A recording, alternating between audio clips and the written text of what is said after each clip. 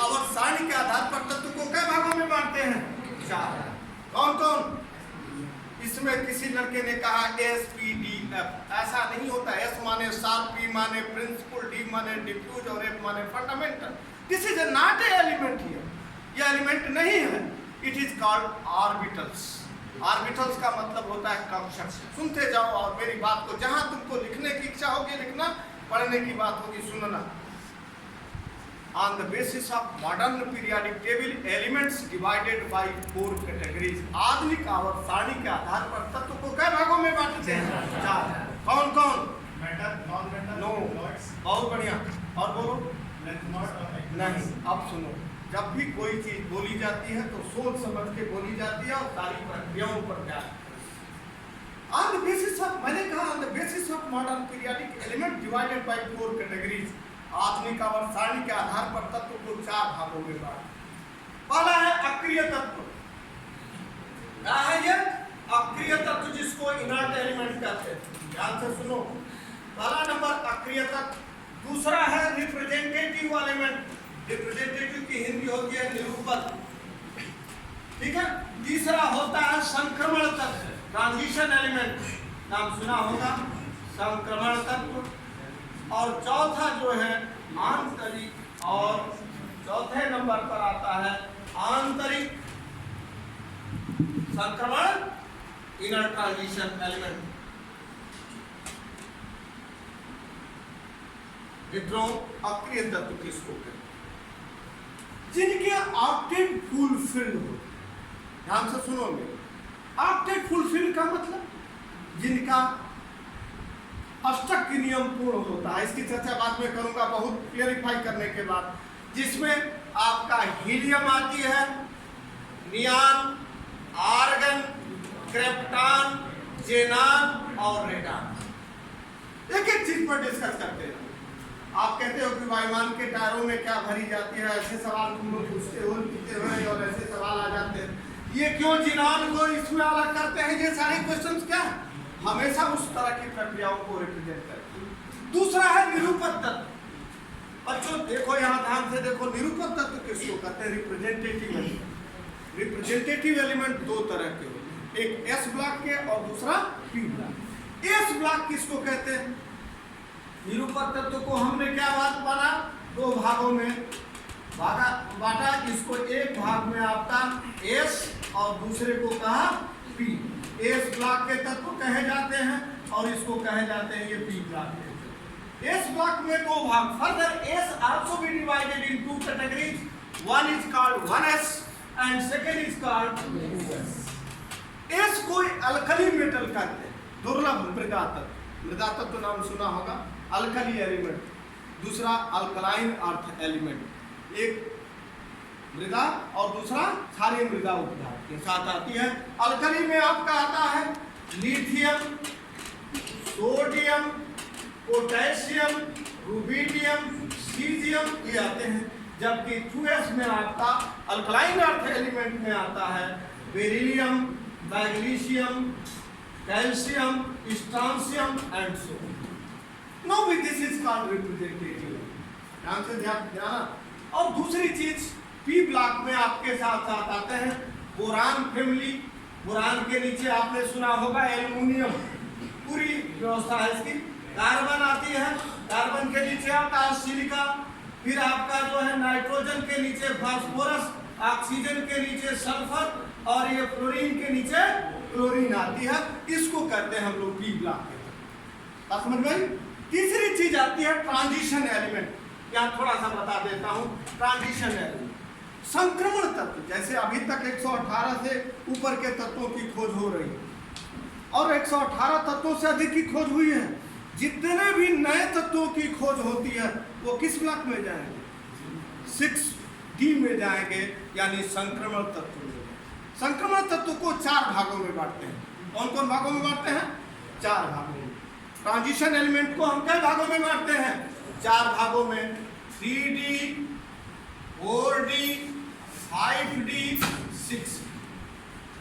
3D में कौन कौन होते हैं? 4D, 5D और 6D। तुम लोगों को पता होगा 6D यानी फर्स्ट ट्रांजिशन। फर्स्ट ट्रांजिशन इसको कहते हैं। जहाँ कोई चीज समझ में आना हाथ उठाइएगा, तुरंत पूछ लीजिएगा, यहाँ कोई बात नहीं। और देखो, गुरु और शिष्य की परंपरा एक अलग तरह की होती है। अध्यापक को भी उसी भाषा में, अब मैं आपको न जानता हूँ ना आप मुझे जानते, लेकिन इस चीज़ का ध्यान है जरूर। इसलिए मैं देखा कि हम अंग्रेजी भी बोलते पूरी तरह से तो भी गड़बड़ होगा, हिंदी भी पूरी तरह से बोलेंगे तो भी गड़बड़ होगा। तो हम लोग लेटरल कंडीशन में बाई रिप्रेजेंट करते हुए हिंदी और अंग्रेजी दोनों का मिश्रण करेंगे। धीरे धीरे इस चीज़ को हम लोग जानेंगे।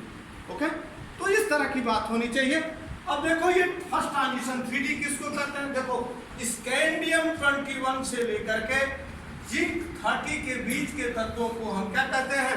3D transition. Scandium, titanium, vanadium, chromium, manganese, iron, cobalt, nickel, copper और जिंक, ये इतनी चीजें आती हैं। आपसे कोई पूछे कि मिश्र धातुएं क्या होती हैं, आपसे कोई पूछे कि मुद्रा धातुएं क्या होती हैं, मुद्रा धातुओं में किस रूप की प्रक्रिया आती है, जो मूर्ति बनती है वह किन किन तत्वों से मिलकर के बनती हैं।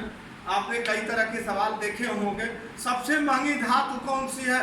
ऑन द बिहाफ, जब आप एलिमेंट जान लेंगे तो इस पर जितने भी क्वेश्चन होंगे आप आराम से, क्योंकि एक बात मैं बता दूं, रट करके कोई भी चीज नहीं करी जा सकती, इसलिए कंसेप्ट का होना अति आवश्यक है, चाहे वो किसी भी विषय की बात की। इस स्थिति में 3D में आपका स्कैंडियम से लेकर के जिंक 30 तक होती है। बोर्डी में होती है वाइट्रियम 39 से कैडमियम 48 के बीच के तत्व को हम क्या करते हैं? 4D ट्रांजिशन करते हैं। और ये आपका La57, HF72, 2HGAT, now this is called, क्या कहेंगे हम लोग? 5D transition. और जितने भी नए तत्वों की खोज हो रही है, now this is represent as a 6D। इस आधार पर हम ट्रांजिशन एलिमेंट की बात करेंगे, संक्रमण तत्व। यानी 3D का मतलब कि अंतिम आउटर मोस्ट इलेक्ट्रॉन उसका 3D होगा, 4D होगा, 5D होगा और 6D। इसके बाद अभी इन्होंने कहा कि आंतरिक संक्रमण तत्व क्या होते हैं? ये दो तरह के होते हैं। आंतरिक संक्रमण तत्व क्या तरह के होते हैं? दो तरह के। एक को कहा लेंथेनाइट और दूसरे को कहा एक्टेनाइट। एक को कहा लेंथेनाइट, ऐसे लिख सकते हैं लेंथेनाइट, और दूसरे का नाम एक्टेनाइट। एक सवाल पूछा था पीसीएस में कि कौन सा ऐसा तत्व है जिसके एक देवी के नाम पर उसका जन्म हुआ या उसके नामकरण पर रखा है? कितने लोग बताएंगे कौन सा ऐसा तत्व है जो किसी भी देवी के नाम पर उसका नाम रखा गया है? कौन लोग बताएंगे? वनेडियम नाम है, और वनेडियम के नाम पर जो है ये देवी का नाम है और उसी पर ये हमारा तत्व रखा गया। तो लेंथेनाइट जो है C58 से लेकर के Lu71 के बीच के तत्व को हम क्या कहेंगे? लेंथेनाइट। और एक्टेनाइट आपका थोरियम 90 से लेकर के Lr और Lw103 तक के तत्वों को हम क्या कहेंगे? एक्टेनाइट से। जितने भी रेडियो एक्टिव तत्व आते हैं, दीज रिप्रेजेंट एज ए, क्या होगा? ये एक्टेनाइट से आते हैं, जिसमें thorium, palladium, uranium, Neptune, these are now we represent. अभी आपने सुना होगा राम मंदिर का डिसीजन आया और हमारे भूगर्भ व्याख्या जो है लोग कार्बन डेटिंग प्रणाली के थ्रू देख करके बता दिया कि यहाँ पहले जो है क्या था? एक मंदिर था और मंदिर के पास एक पांड्स था, पांड्स के बाद सीढ़ियाँ बनी थी। इस आधार पर अयोध्या में जो आदेश सुप्रीम कोर्ट का हुआ और उसमें ये सारी कार्बन डेटिंग प्रणाली के through represent as a radioactive तत्व के साथ इसकी व्याख्या की गई है। इस पर भी हम सवाल आज कराएंगे। ये रहा आपका वर्गीकरण। अब आइए, तत्व की व्याख्या हो गई। अब बात आती है यौगिक क्या, मिश्रण क्या, मूलक क्या, इनकी चर्चा की जाए। पहले कंपाउंड। कंपाउंड का मतलब यौगिक। मित्रों, कंपाउंड का मतलब होता है यौगिक। यौगिक की परिभाषा कितने लोग बताएंगे? यौगिक, मिश्रण और मूलक, ये तीन चीज। एक बात और ध्यान दीजिए, आप प्रतियोगी परीक्षार्थी हैं, इसलिए आपसे सारी चीजें कंपाउंड, मिक्सचर एंड रेडिकल ये नाम सुना होगा और आप सब लोग जानते हैं। कंपाउंड किसको कहते हैं? मूलक किसको कहते हैं, रेडिकल किसको कहते हैं? कितने लोग बताएंगे? तीनों में क्या डिफरेंस है? केवल एक आदमी बता रहा है कंपाउंड क्या होती है, मिक्सचर क्या होती है और रेडिकल क्या होती है। तीनों की डिफिनीशन है। माना सभी लोग नहीं जानते, सभी लोग जानते हैं। आपने कहा कि पानी एक यौगिक है, कंपाउंड है, इसका मतलब पानी क्यों कंपाउंड? पानी का सूत्र है, सब लोग जानते हैं, पानी पिया छान के गुरु बनाया जाने। H2O यानी H2O हमारा क्या है? वाटर। वाटर की क्या कंडीशन? दो भाग जो है हाइड्रोजन और एक भाग ऑक्सीजन मिला वाटर। तो इस आधार पर कंपाउंड की डिफिनेशन क्या है? कंपाउंड में भी डिफाइंड है द डेफिनिट टू और मोर सब्सटेंस और टू और more elements in A definite proportion is called compound. जहां दो या दो से अधिक तत्व मिले हों और उनका अनुपात निश्चित हो, उस तरह की प्रक्रिया को हम क्या कहेंगे? जैसे पानी है आपका, H2O है, आपकी यूरिया है। अभी चर्चा हम लोगों ने किया यूरिया। यूरिया का फार्मूला क्या है? NH2CONH2। आपसे कहा चीनी, सब लोग जानते हैं चीनी। चीनी माने इक्षु शर्करा। चीनी का फार्मूला क्या है? C12H22O। आपने कहा दिस इज कॉल्ड चीनी। और यदि चीनी में पानी घोल देते हैं, इसमें H2O की क्रिया करा देते हैं, तो ये हमारा क्या बना देगा? ग्लूकोज और फ्रक्टोज। ऐसा देखा होगा C6H12O। ग्लूकोज और फ्रक्टोज में रिप्रेजेंटेशन हो जाती है। तो कंपाउंड की डिफिनीशन क्या हो गई? दो या दो से अधिक तत्व जिनका अनुपात निश्चित हो गई, उस प्रक्रिया को हम क्या कहेंगे? कंपाउंड। ओके। अब मिक्सचर हो गई। मिक्सचर क्या होती है? आप लोग सब लोग जान लिए या NH3 नाम सुना होगा। ये देखो, ये NH3 है और ये NH4। इसमें बहुत से लड़के इलाहाबाद के पास में के रहने वाले होंगे। अभी फूलपुर में संयंत्र में एक दुर्घटना हुई थी और अमोनिया गैस की जो है रिसाव हो जाने से वहाँ के 2 अधिकारी मार दिए। ऐसे टेक्निकली जो इस समय परीक्षाएं होती हैं, ऐसे सवाल पूछ दिया जाता है। या पुलिस अश्रु गैस का प्रयोग करती है, उसमें कौन सी गैस का प्रयोग करती है? आपने कहा पुलिस को जो अश्रु गैस का प्रयोग करता है, तो उसमें कैसी गैस का प्रयोग कर देते हैं जिससे आंख में जो है जलने लगती है, लोग भाग जाते हैं, तितर बितर हो जाते हैं, भीड़ भाड़ में ऐसी स्थिति आ जाती है। तो इस तरह की प्रक्रिया आपकी आती है। ये NH3 है और ये NH4 है, एक अमोनिया है, एक अमोनियम। और इस आधार पर दिस इज कॉल्ड क्या है? हम इसको कंपाउंड कर सकते। अब आती है मिक्सचर। मिक्सचर का मतलब two or more substances have a no definite proportion is called mixture। जहाँ दो या दो से अधिक तत्व मिले हों लेकिन उनका अनुपात क्या है? निश्चित नहीं हो। I like a khichdi, now we this is called क्या कहेंगे उसको? बात समझ में आई? दो या दो से अधिक तत्व मिले हों और जिनका अनुपात क्या है? निश्चित नहीं है, now we this is called mixture, मिश्रण उसको। अब रेडिकल क्या होता है? कितने लोग बताएंगे? What do you mean by radical? मूलक नाम। अच्छा, एक बात और सुन लीजिए। कोई कहता है कि मैं हिंदी नहीं जानता, कोई कहता है कि मैं केवल इतिहास पढ़ता हूँ और कोई चीज जानता नहीं। आपको शिक्षित बनाना। What is the difference between शिक्षित और साक्षर? शिक्षित किसको कहते हैं? शिक्षित का अर्थ होता है कि वह सर्वांगीण विकास का है। एक इकाई होती है, एक लेवल होती है, और लेवल के बाद आपका स्वरूप बदलता है। कोई चिंतक हो जाता है, कोई ऋषि हो जाता है, कोई प्रोफेसर हो जाता है, कोई प्रशासनिक अधिकारी हो जाता है। लेकिन एक लेवल तक सब लोगों को उस सारी प्रक्रियाएं आनी चाहिए। अंग्रेजी भी उतनी आनी चाहिए, हिंदी भी उतनी आनी चाहिए, विज्ञान भी उतनी आनी चाहिए, इतिहास भी उतनी आनी चाहिए, भूगोल भी आनी चाहिए, अर्थशास्त्र भी आनी चाहिए, सारी चीज़ें आनी चाहिए। इससे आप मुँह नहीं बोल सकते कि मैं केवल IAS की तैयारी कर रहा हूं और किन्हीं 2 पेपरों में ही काम करूंगा, इसी से उसके बाद कोई काम नहीं। ये काम MSc, MA, MCom या और जो सब्जेक्ट होंगे मास्टर डिग्री पर, इस तरह की प्रक्रिया है। जब भी आप कोई कार्य करते हैं, मैं आपसे एक सवाल पूछता हूं, उसका समय मैं दे दूंगा 2-4 मिनट पहले, लेकिन आपको हमारा मतलब यह है कि इंसिस्ट करना, आपको जगा देना, क्योंकि आपके अंदर जो अंदर की शक्ति है उसको क्या कर देना है? ऊपर की तरफ ले करके परिलक्षित कर देना। यही अध्यापक का मोटिव होता है। यहाँ 1.5 घंटे पढ़ा देने से, घंटे पढ़ा देने से आपके स्वरूप में कोई परिवर्तन बहुत नहीं है। लेकिन यदि मैं आपके स्वरूप को जो अंतः मन में बैठा हुआ है और उसको थोड़ा सा इंसिस्ट कर दूंगा तो आप उस प्रक्रिया को आसानी से पार कर देंगे और बिना बोझ हुए उस कार्य को आसानी से क्या कर लेंगे कर। मेरा ये कहना था, अभी चर्चा हम लोग कर रहे थे कि रेडिकल क्या होती है, रेडिकल पर चर्चा हम लोग कर रहे हैं। रेडिकल किसे कहते हैं, रेडिकल क्या होती है, कितने लोग बताएंगे? रेडिकल का मतलब, मूलक का मतलब क्या? आपने कभी ऐसा नाम सुना है? देखिए जरा, इस तरह की चर्चा कभी सुनी है या आपने ऐसा नाम सुना है? ये दोनों धन और ऋण, या आपने बैटरी के एक तरफ, बैटरी में एक पॉजिटिव होता है एक निगेटिव होता है, ऐसा देखा? सभी लोग जानते होंगे बैटरी की बात। बैटरी क्या होती है, उसमें एक पॉजिटिव एनोड होता है एक कैथोड होता है, ये तो सब लोग जानते हैं। ऐसा क्या होती है, कौन सी चीज होती है एनोड और कैथोड में? एनोड किसको कहते हैं, कैथोड किसको कहते हैं, सेल किसको कहते हैं?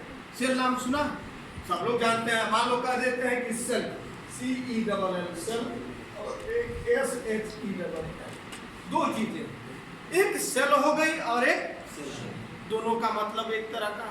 लेकिन देखो इस सेल में एक और सेल हम कर देते हैं, इसमें बायोलॉजी वाले कोई है लड़का, बॉटनी वगैरह कभी पढ़ा?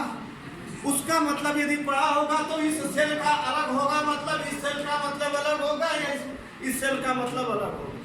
तीनों की चर्चा हमने एक साथ कर दिया। देखो क्या इसका मतलब, अभी चर्चा करता हूँ रेडिकल पर। एक सेल जो है आपके शरीर में है, बॉटनी वाले से पूछोगे तो कहेगा कि DNA RNA, सर सारी चीजें हमको बताइए और सारी चीजों पर चर्चा करिए। मैं इसकी बात अभी नहीं करने वाला, करूंगा जब समय आएगा तब। दूसरी चीज, इस सेल का मतलब क्या है? बैटरी। बैटरी की डिफिनीशन क्या होती है? आप जब रास्ते से चलते हो हर चीज जानते हो कि सेल क्या होती है। सेल में भी defined as electrical energy convert into chemical energy और vice versa is called cell. Cell की डिफिनीशन यह होती है कि वह विद्युत ऊर्जा का रूपांतरण इसमें रासायनिक ऊर्जा में, या रासायनिक ऊर्जा का रूपांतरण विद्युत ऊर्जा में करे। Now this is called cell और बैटरी। और उस बैटरी में दो भाग होते हैं, एक एनोड और एक कैथोड, एक पॉजिटिव और एक नेगेटिव। और उसमें कौन काम करता है? आयन। आयन का मतलब क्या?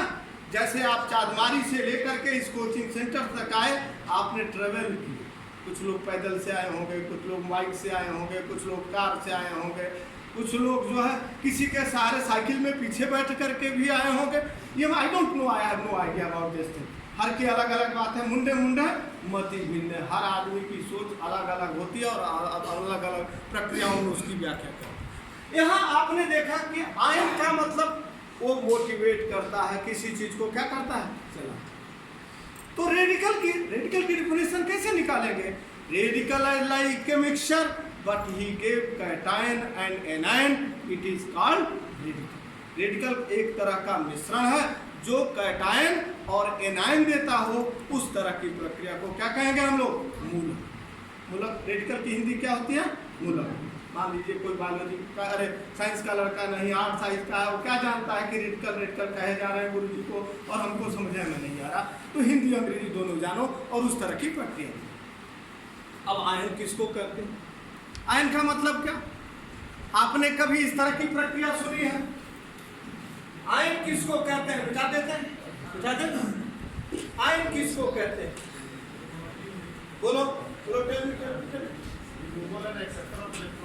देखो, हाँ देखो, ion ION, electrically charge particle travel to electrode is called ion. If ion travel to cathode is called cation. If ion travel to anode is called electrically charged particle. किसको?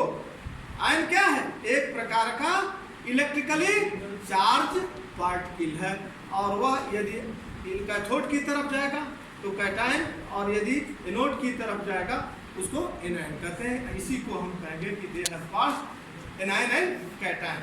और वह this is the way about the transport number T positive and T negative को represent करता है, और इसे कहते हैं कि UC upon UC plus UA and T negative is equal to UA upon UA plus UC।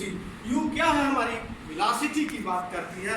और वेलोसिटी में आप लोगों ने इंटर में हाई स्कूल में पढ़ा होगा, गति के समीकरण सब लोग जानते हैं 3 तरह के होते हैं। कौन कौन? आपने पढ़ा होगा गति के समीकरण में कि v = u + at, s = ut + ½ at square and v square = u square + 2as। Now this is the equation of motion here. और गति के समीकरण में इन सारी चीज़ों की व्याख्या आपने की, जहाँ u हमारी इनिशियल वेलोसिटी है और v हमारी क्या है? बच्चों तुम लोग सारी चीज़ों को रिप्रेजेंट करते हो और इस आधार पर हम इसकी चर्चा करते हैं। अब आइए, अब आपने जाना कि कंपाउंड क्या है, मिक्सचर क्या है, रेडी क्या है, ये तो आपने जान लिया। अब इसके बाद आपको जानना है कि तत्व की जो प्रक्रिया है। आप एक लड़के ने कहा कि SPDF, आप एक ने कहा कि एक अल्कली होता है, एक अल्कलाइन होगा, एक मेटल होगा, एक नॉन मेटल होगा।